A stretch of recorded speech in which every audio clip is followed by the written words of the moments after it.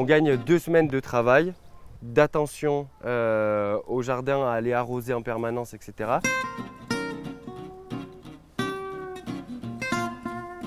La technique du semis pré-germé enrobé nous vient d'un japonais, Masanobu Fukuoka, qui a permis de faire un semis sans travail du sol, qu'on peut aussi appeler un semis de surface, qu'on va semer à la volée. Il favorise la levée de dormance de la graine, puisqu'on va préparer les conditions idéales dans un premier temps à la maison dans un verre d'eau. On va faire pré-germer nos graines, température ambiante. Après 12, 24 ou 48 heures en fonction des légumes qu'on veut cultiver. 12 heures pour le radis, 48 heures pour la carotte par exemple. Tous les autres, c'est 24 heures à peu près. On va les enrober dans de l'argile qui va protéger notre graine de la sécheresse, puisque l'argile garde bien l'humidité. En plus de ça, on va pouvoir le semer directement sans enterrer la graine, puisque les UV ne seront pas impactants sur la levée de dormance de notre semence. Et en plus de ça, le fait qu'elle soit pré-germée permet que notre graine sorte très vite et avant du coup les adventices, anciennement mauvaises herbes, qui pourraient nous poser des problèmes, surtout sur des cultures comme la carotte. On peut utiliser cette technique pour tous les semis, de la plus petite graine comme le basilic jusqu'aux grosses graines de fèves par exemple. L'avantage vraiment, c'est de pouvoir semer directement au jardin.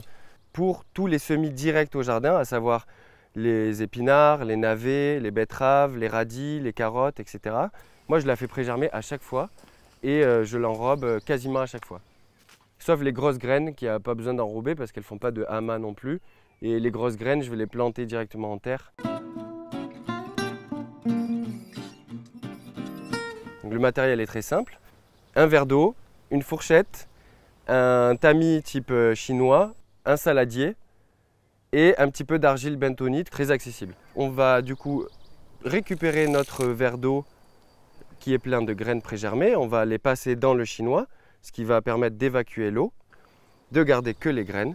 À ce moment-là, on récupère les semences du chinois, on les met dans le saladier, on va les répartir au fond du saladier, l'idéal étant d'avoir un saladier plat. On va bien les répartir dans le fond et puis on va saupoudrer de l'argile par-dessus pour venir enrober les graines et défaire les amas de graines créés par l'humidité. Voilà, donc on vient séparer toutes ces petites graines avec la fourchette, donc tout délicatement. Et puis on peut refaire 1, 2, 3 passes d'argile si on veut avoir un gros enrobage. C'est l'avantage de cette technique aussi, c'est qu'on peut très bien enrober nos graines et les laisser dans un endroit au frais dans la maison et les semer que 2 jours ou 3 jours plus tard. Elles vont continuer de germer, elles, parce qu'elles ont lancé leur levée de dormance. Par exemple, sur mon dernier semis de radis, elles sont sorties le jour même, 3-4 heures après le semis. Pour la planche de culture en elle-même, on va travailler sur un lit de compost à chaud qui est exempt de mauvaises herbes, du coup, qui est exempt de graines.